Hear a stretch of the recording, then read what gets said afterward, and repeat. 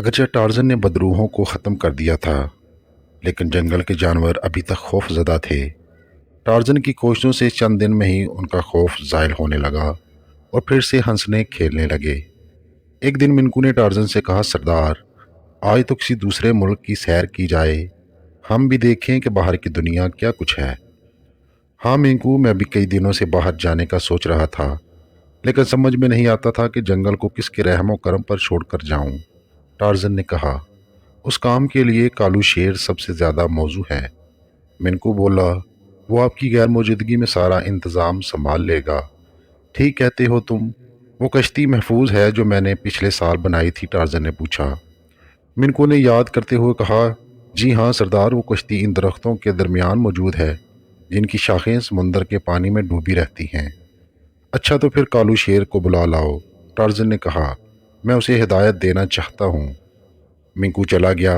چند منٹ بعد واپس آیا تو اس کے ساتھ کالو شیر بھی تھا۔ کالو شیر نے ٹارزن کو سلام کیا۔ کیا حکم ہے سردار؟ اس نے بڑے آداب سے پوچھا۔ میں ذرا سمندر کے سفر پر جا رہا ہوں کالو، میرے بعد تم یہاں کے سردار ہو۔ رعایا کا ہر خیال رکھنا، کسی کو کوئی تکلیف نہ پہنچے، تمام معاملات اسلوبی سے نبھانا۔ ٹارزن نے کہا، مگر آپ واپس کب آئیں گے سردار؟ کالو شیر نے پوچھا۔ آپ کے بغیر سونا سونا لگے گا جنگل، اور میرے بغیر چاندی چاندی لگتا ہے، منکو نے احمقانہ لہجے میں کہا۔ پھر وہ دونوں سمندر کی طرف چل پڑے۔ سمندر کے کنارے ایک جگہ چند درخت تھے، وہاں ٹارزن کی کشتی موجود تھی۔ کشتی چھوٹی سی تھی، مگر اس میں دو افراد کے بیٹھنے اور لیٹنے کی گنجائش تھی۔ ٹارزن کشتی کھینچ کر پانی میں لے آیا۔ منکو اچھل کر کشتی میں سوار ہو گیا۔ ٹارزن نے چپو سنبھالے اور کشتی چلانے لگا۔ گہرے پانی میں پہنچ کر ٹارزن نے چپو ایک طرف رکھ دیے۔ کشتی پانی کے بہاؤ پر خود بخود آگے بڑھنے لگی۔ اس کا رخ مشرق کی طرف تھا۔ منکو بڑا خوش تھا۔ اس نے ٹارزن سے پوچھا، سردار، ہم کہاں جا رہے ہیں؟ جہاں قسمت لے جائے گی، ٹارزن نے جواب دیا، چاہے جہنم میں جائے۔ منکو نے مسکرا کر کہا، منحوس باتیں نہ کیا کرو۔ ٹارزن ناراض ہو گیا، جب بھی بات کرو گے الٹی ہی کرو گے۔ اچھا آئندہ سیدھی کروں گا، اس بار تو معاف کر دیں۔ منکو نے ہنس کر کہا، دیکھیں کیسی پیاری ٹھنڈی ٹھنڈی ہوا چل رہی ہے۔ ٹارزن اس کے انداز پر ہنس پڑا۔ منکو نے بھی دانت نکال دیے۔ ان کے پاس کافی تعداد میں ناریل موجود تھے جن کا پانی ان کے کام آتا رہا۔ شام کے وقت جب سورج ڈوبنے میں گھنٹہ بار باقی رہ گیا، ان کی کشتی ایک چھوٹے جزیرے کے ساحل سے جا لگی۔ اس جزیرے پر درختوں کی بہتات تھی، لیکن دور دور تک کسی انسان یا آبادی کا نام و نشان نہ تھا۔ ٹارزن اور منکو کشتی سے اتر کر ساحل پر آ گئے۔ ٹارزن نے کشتی ریت پر کھینچ لی۔ دونوں جزیرے کی سیر کرنے لگے۔ کچھ دور ہی گئے تھے کہ ٹارزن نے انہیں ایک درخت کے تنے سے ٹیک لگائے دو انسانی ڈھانچے نظر آئے، مگر حیرت کی بات تھی کہ ان ڈھانچوں کا رنگ سنہری تھا۔ منکو نے ٹارزن کی طرف دیکھ کر کہا، انتہائی حیرت کی بات ہے سردار، کیا آپ نے اس سے پہلے کبھی ایسے ڈھانچے دیکھے ہیں جن کی ہڈیوں کا رنگ سنہرا ہو؟ نہیں، لیکن اس سے زیادہ حیرت کی بات ان کے بیٹھنے کا انداز ہے، ٹارزن نے کہا۔ یوں لگتا ہے جیسے دو آدمی درخت کے تنے سے ٹیک لگائے مر گئے ہوں، اور بعد میں کیڑے مکوڑوں نے ان کا گوشت کھا کھا کر انہیں ڈھانچوں میں بدل دیا ہو۔ او وہ دیکھیے، منکو ایک طرف ہاتھ اٹھا کر چیخا۔ ٹارزن نے اس طرف نگاہ ڈالی تو وہاں بھی اسے ویسے ہی دو سنہری ڈھانچے نظر آئے جو ایک درخت کے تنے سے ٹیک لگائے بیٹھے تھے۔ ٹارزن کی حیرت میں اضافہ ہو گیا اور وہ سوچنے لگا کہ یہ کیا اسرار ہے۔ کیا وہ لوگ مسافر تھے اور کسی زہریلے سانپ کے ڈسنے سے ہلاک ہو گئے تھے، یا کوئی اور بات تھی؟ وہ آگے بڑھا اور نیزے سے ایک ڈھانچے کی ہڈیوں پر ہلکی سی ضرب لگائی۔ ڈھانچہ پہلو کے بل پر زمین پر گر پڑا۔ ٹارزن نے منکو سے کہا، یہ لوگ کسی پراسرار بیماری کا شکار ہو کر مر گئے ہوں گے، ایسی بیماری جس میں ہڈیوں کا رنگ بدل جاتا ہے۔ کچھ دور جانے کے بعد انہیں پھر سنہری ڈھانچے نظر آئے۔ وہ ڈھانچے ایک دائرے کی صورت میں زمین پر لیٹے ہوئے تھے، کئی پہلو کے بل پر پڑے تھے، کئی ٹانگ پر ٹانگ چڑھائے یوں لیٹے تھے جیسے وہ زندہ انسان ہوں۔ ان کے درمیان راکھ کا ایک ڈھیر پڑا تھا۔ ٹارزن نے آگے بڑھ کر راکھ کو خریدی تو حیرت سے اچھل پڑا۔ راکھ کے نیچے انگارے موجود تھے جو ہوا ملتے ہی دہکنے لگے تھے۔ یہ معاملہ مزید پراسرار ہوتا جا رہا تھا۔ ڈھانچوں کی حالت سے ظاہر ہوتا تھا کہ وہ برسوں سے اسی طرح پڑے ہیں، لیکن آگ کی موجودگی سے اندازہ ہوتا تھا کہ کئی گھنٹے پہلے یہاں الاؤ روشن تھا۔ منکو اب سہما سہما نظر آ رہا تھا۔ خدا جانے یہ کیا اسرار ہے، یہ جزیرہ تو ڈھانچوں کا جزیرہ معلوم ہوتا ہے، ٹارزن نے کہا۔ پتہ نہیں یہ کب مرے اور کیسے مرے، ان ڈھانچوں کے انداز سے تو یہی ظاہر ہوتا ہے کہ یہ سوتے ہی اس دار فانی سے کوچ کر گئے ہوں گے۔ مگر یہ آگ، منکو بولا، سردار یہاں سے نکلو، مجھے تو ڈر لگ رہا ہے۔ ڈرپوک چوہے، ٹارزن نے طنزیہ لہجے میں کہا، بے جان ڈھانچوں سے ڈرتے ہوئے تمہیں شرم نہیں آتی؟ شرم تو آتی ہے سردار، لیکن میں خطرے کی بھوک سونگ رہا ہوں۔ منکو نے کہا، کہیں ہمارے جسم ان ڈھانچوں کی طرح نہ بن جائے۔ کوئی بات نہیں، ٹارزن نے ہنس کر کہا، کم از کم یہ تو معلوم ہو جائے گا کہ یہ لوگ سنہری ڈھانچے کیسے بنے۔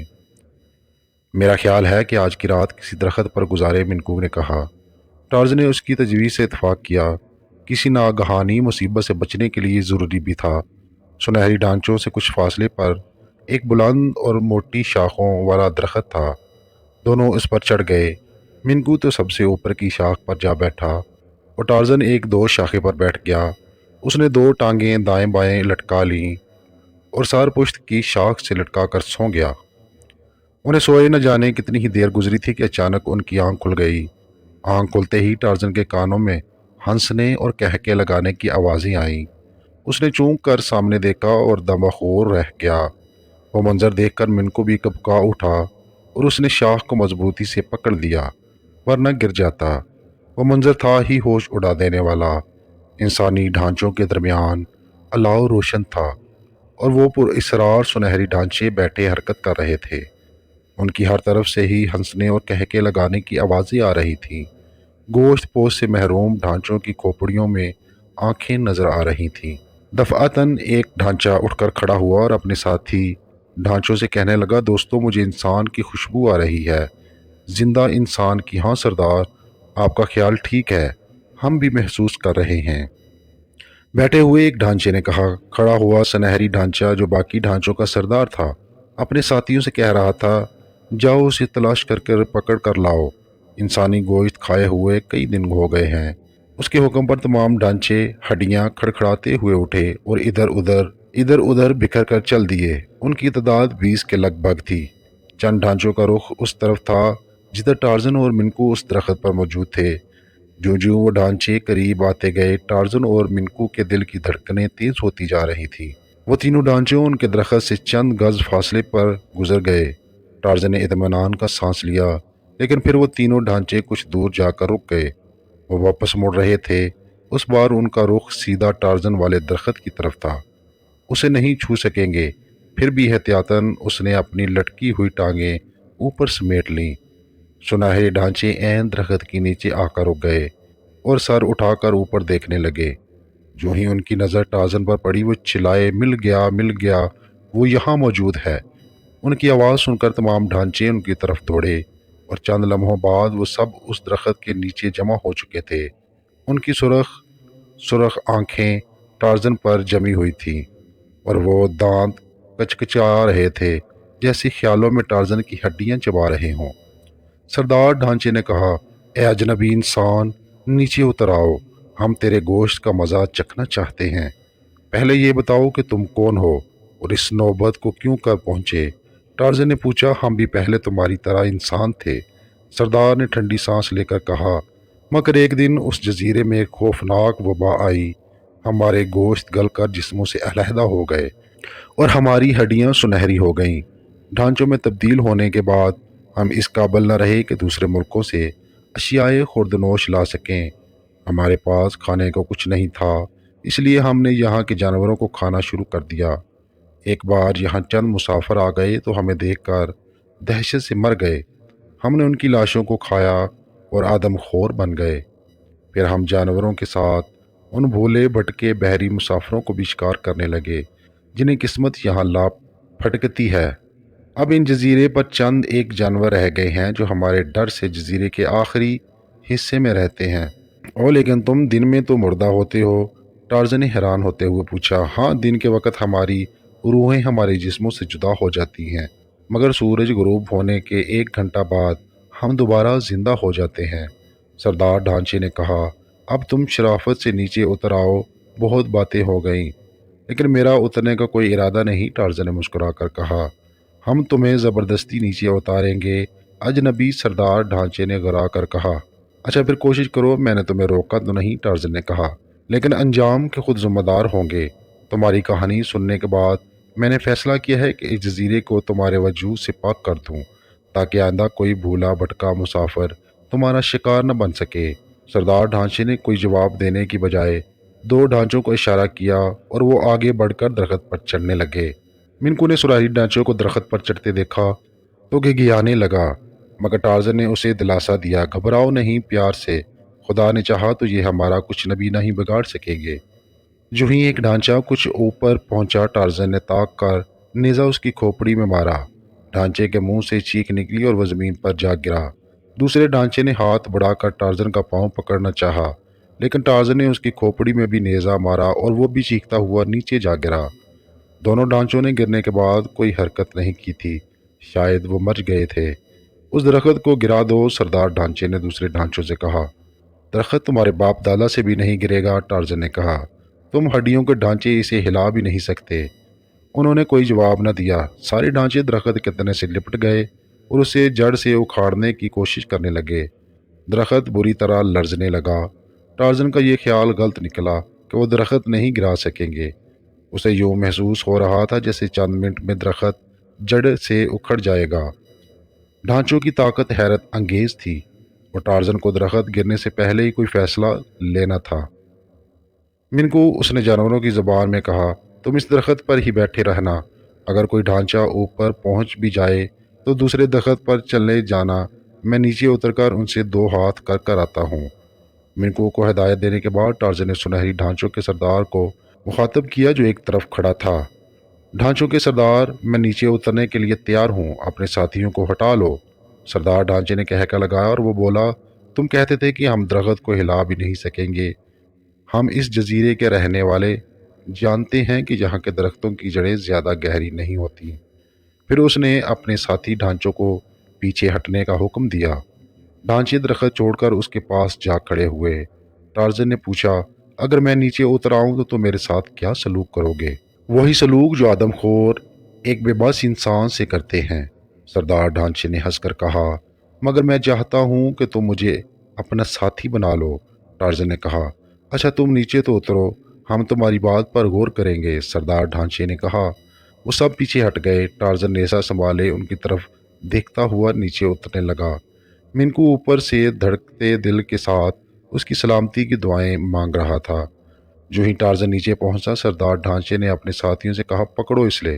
احمق انسان، ہم اتنے بیوقوف نہیں، سردار ڈھانچے نے ہنس کر کہا، ہمیں معلوم ہے کہ صبح ہوتے ہی تم اس جزیرے سے فرار ہو جاؤ گے، اس لیے ہم ایسی غلطی ہرگز نہیں کر سکتے۔ آج کی رات تمہارے گوشت پر مزے اڑائیں گے، کل رات قدرت تمہارے جیسا کوئی نیا شکار بھیج دے گی۔ سنہری ڈھانچے ٹارزن کی طرف بڑھ رہے تھے اور ٹارزن پیچھے ہٹ رہا تھا۔ دفعتاً ایک ڈھانچے نے اس پر چھلانگ لگائی۔ ٹارزن تیزی سے واپس دائیں ہٹا اور جو ہی ڈھانچہ اس کے قریب آیا، اس نے نیزا اس کے سر پر دے مارا۔ ڈھانچے کی کھوپڑی پاش پاش ہو گئی۔ یہ دیکھ کر باقی ڈھانچے ایک لمحے کے لیے رک گئے، لیکن پھر انہوں نے ٹارزن کی طرف دوڑ لگا دی۔ ٹارزن بھی پلٹ کر بھاگا۔ گوشت پوشت کے بغیر ڈھانچے کافی تیزی سے دوڑے رہے تھے۔ آن کی آن میں انہوں نے ٹارزن کو جا لیا۔ ٹارزن رک گیا اور پھر یوں ہی ڈھانچوں نے اس پر یلغار کی، وہ نیزے سے ان پر وار کرتا ہوا پیچھے ہٹنے لگا، لیکن اس طرح ڈھانچوں کو کوئی نقصان نہیں پہنچ رہا تھا۔ صرف ان کی کھوپڑی ہی ایک ایسی جگہ تھی جہاں وار کارآمد ثابت ہو سکتا تھا۔ اب ڈھانچے ٹارزن کو گھیرے میں لے چکے تھے اور ٹارزن ان کے گھیرے میں سے نکلنے کی جدوجہد کر رہا تھا۔ اچانک اس نے ایک ڈھانچے کے سر پر نیزا لاٹھی کی طرح گھما کر مارا۔ ڈھانچہ چیختا ہوا نیچے گرا اور دوسرے ڈھانچے ڈر کر ایک طرف ہٹے اور ٹارزن ان کے گھیرے سے نکل گیا۔ سنہری ڈھانچوں نے اسے دوبارہ گھیرے میں لینے کی کوشش کی، لیکن اب ٹارزن اپنا نیزا لاٹھی کی طرح چاروں طرف گھما رہا تھا۔ جس ڈھانچے پر بھی نیزے کی ضرب پڑتی، وہ چیخ کر پیچھے ہٹ جاتا تھا۔